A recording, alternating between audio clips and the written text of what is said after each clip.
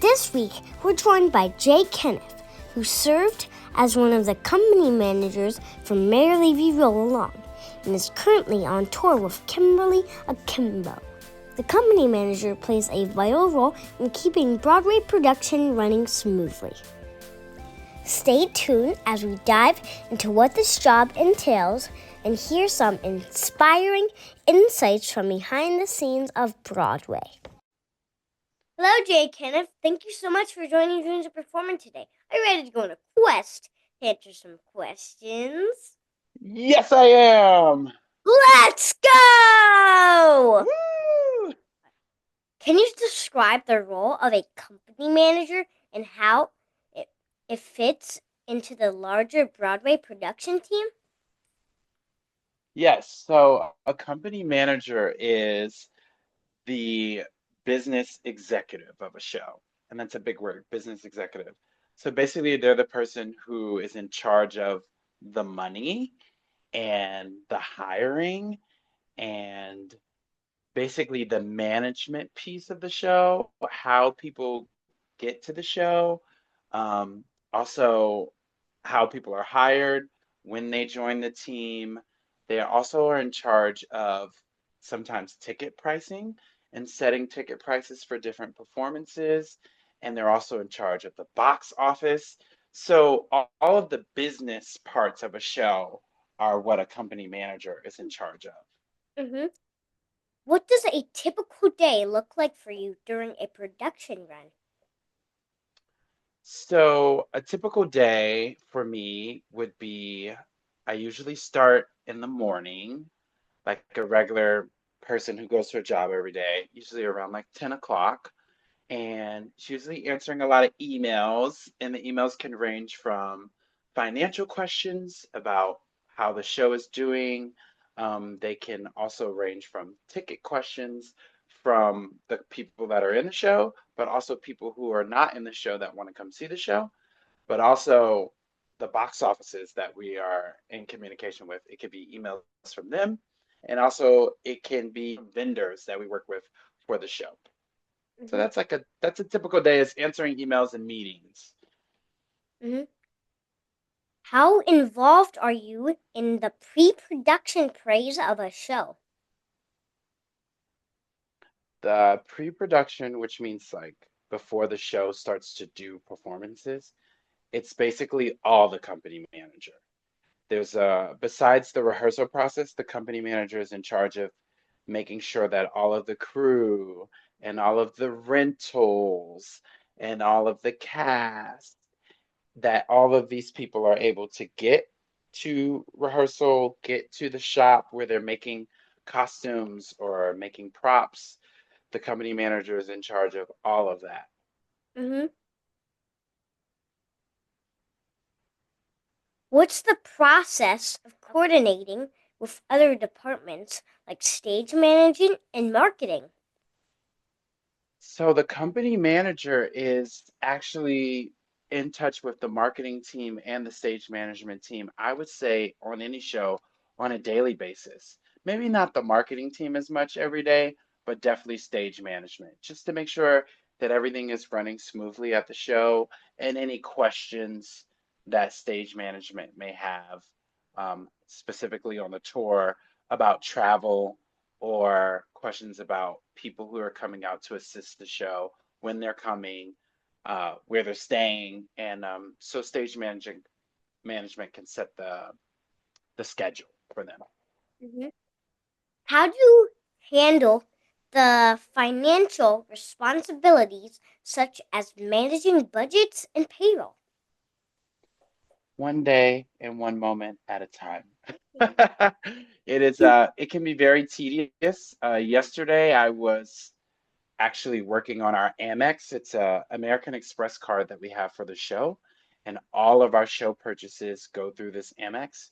And each week, I will go through all of the expenses of everything we've purchased, and then I will what they call reconcile it. I will put it in QuickBooks so the people back in New York who are looking at our finances can see how much we're spending and that the show is on track for our budget.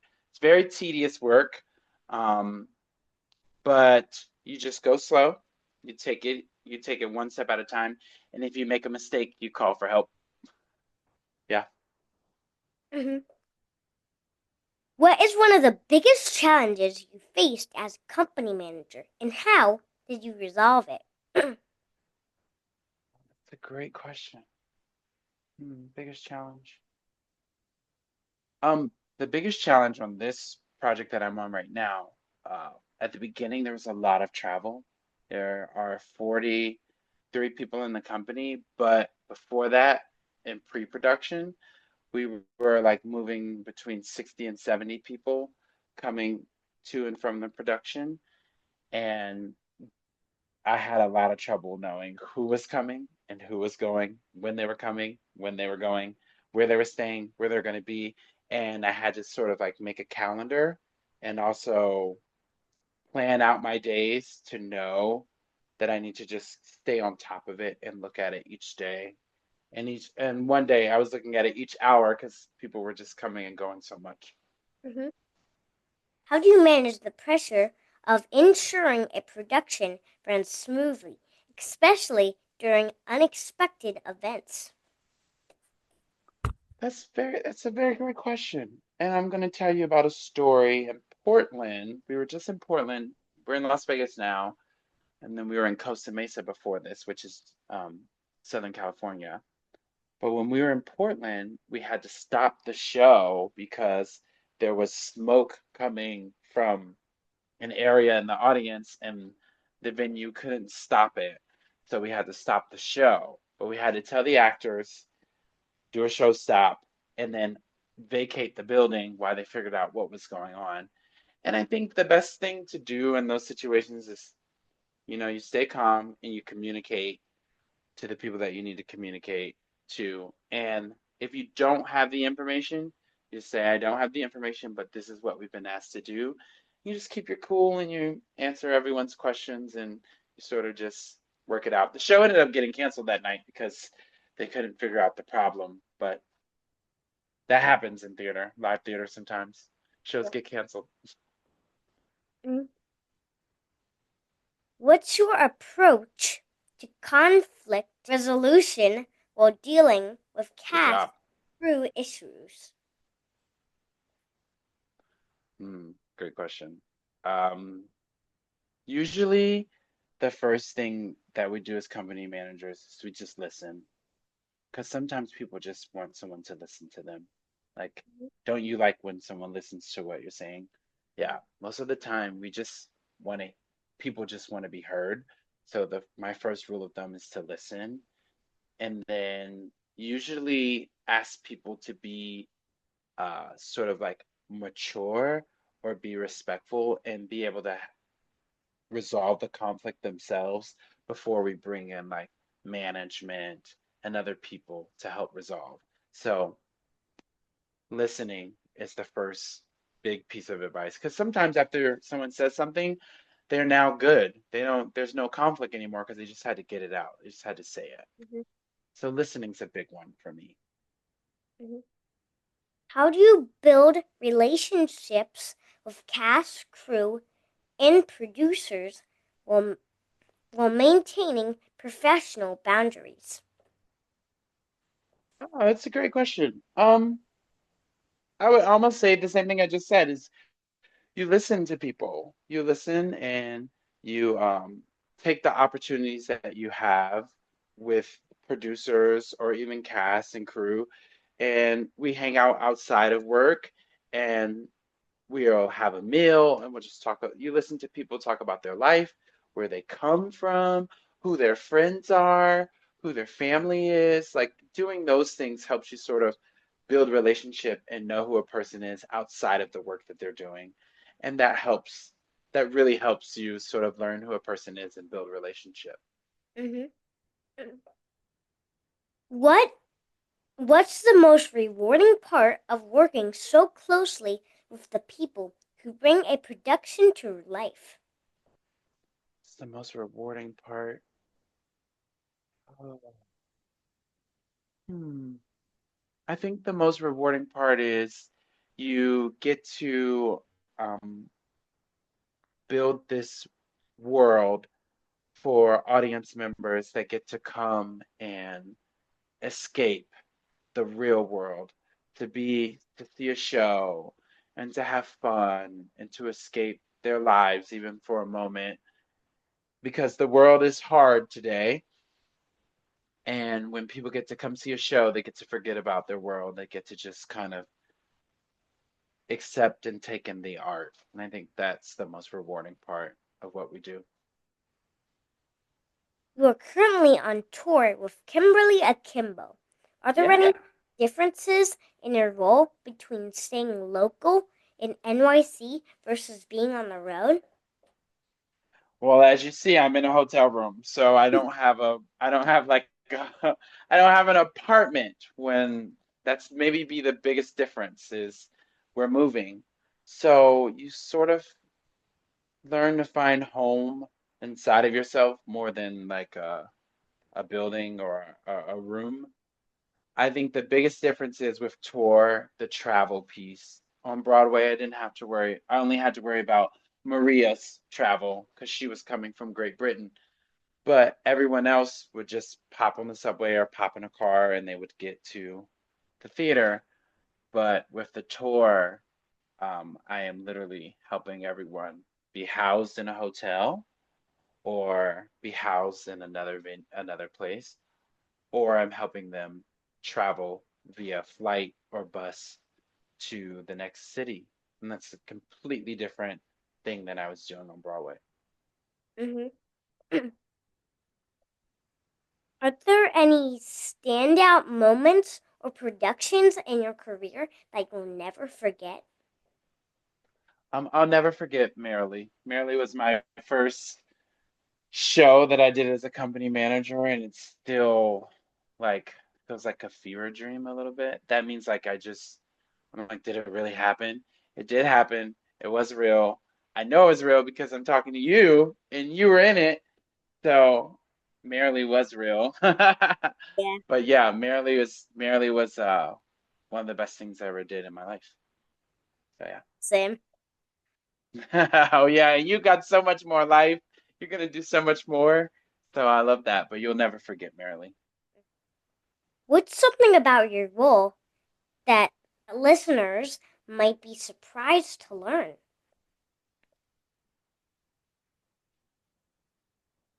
Um, it's a great question. What would people be surprised about company management? Oh, I'm gonna tell you like a secret. So I'm gonna get real close. Um, a lot of the gifts that producers give, whether it's flowers or robes or jackets or even like any special gift that is given to a company or even a company member, usually the company manager is the one who came up with the idea or purchased it or went and got it from the store or ran and got the flowers. They're usually the people who do those things. So it's so interesting that role of producer saying, "We congratulate you," but the company manager being the person who's actually doing the work behind that. So yeah, Yeah. that's maybe people would be surprised about that. Yeah. How has the role of a company manager evolved over the years? Good job. I think the role of the company manager has evolved as technology has evolved. A lot of the stories that I heard about when people were company managers, even maybe 10 years ago, there wasn't as much technology. So people weren't as accessible. People weren't getting in touch with the company manager 24 hours a day. They just had to wait till they saw them or try to call them. And it was just a very different role in the sense of company managers had this real finite period of working with people, and then it was sort of like they would go home or they would not have as many responsibilities. But now, with a 24-hour sort of society that we are, company managers, even though we don't like to really say this, we kind of are accessible 24/7, which is good and bad because you need some boundaries, some workplace boundaries there. But also, it's good because sometimes we can solve things faster because we have the technology. Hmm. Yeah. What changes have you seen in Broadway productions, from technology to audience expectations? I think Broadway and theater in general is at a very interesting place where there's a lot of technology on stage now. There's screens, there's automation, which means things moving in automated without people hit a button and it moves, not like a puller or rig. So I think that makes things more expensive on stage. The more technology that is put into a show, and I think that audiences expect that because it makes the picture come together so much clearer, but also it costs. So I think audiences don't want to pay a lot of money for a show, but they still expect a show to be at a certain level. So I think we're at an interesting crossroads where does the cost and the expectations sort of meet each other is where I think we're living now. Because Broadway's expensive. The average ticket for a Broadway show is between 250 and like 350, sometimes $400. So that's a lot of money for an average person just working and wanting to see a show. So I think that cost between how much a show costs to run and audience expectation of seeing a really spectacular show but not paying a lot is where we are now. Hmm. Is there a piece of wisdom or a guiding principle that has shaped your career? Yes, be you. And I say that with my whole chest. Be who you are. Um, you don't ever have to change to get a job or to get a role. You know, you you show up as yourself, you're kind to people, you do the work, and the doors kind of just keep opening for you. And also it's easier to be yourself than anyone else. You know, showing up as yourself will never, ever, ever, ever do you wrong. So that's sort of my guiding principle. To just be myself. Mhm. If you could work on any show, past or present, which one would it be and why? I really want to work on A Strange Loop. It was on Broadway might be 3 seasons ago now. I think 3 seasons ago. It won the Tony for the best musical, and I went to go see it 12 times. 12 Yes, times. 12 times I saw it because I just like kept seeing myself being a director of the show or like working on the show in a really specific way. It's sort of my dream to turn the show into a movie. So if I could work on any show, it would be that one because I just think it's brilliant. I really do. Mhm. What advice would you give to someone aspiring to become a Broadway company manager? Piece of advice. If you see yourself doing it, then apply and do it. That's how I feel about company management. It's a very niche job. It's not one you're going to hear about when you're in school. I definitely didn't hear about it when I was in school, but every time there's a show, there's a company manager. And also we're here in Vegas, where Vegas has a lot of entertainment, and there are a lot of people who are company managers here in Vegas that they're not necessarily running a Broadway show or a theater show, but they're running Cirque du Soleil or they're running like review type show or they're running Mariah Carey's show here. All those have company managers. The world is vast for a company manager or even a touring manager. Thank you so much for joining James Performing today. We'll see you soon. Bye. Bye. Thank you for having me. Thank you for tuning in to this week's episode of James Performing. If you enjoyed the conversation, don't forget to rate, review, and subscribe. It really helps us grow. A huge thank you to the Faded Hours for our theme song. We'll be back next week with more inspiring conversations. See you then. Keep dreaming big, my friends.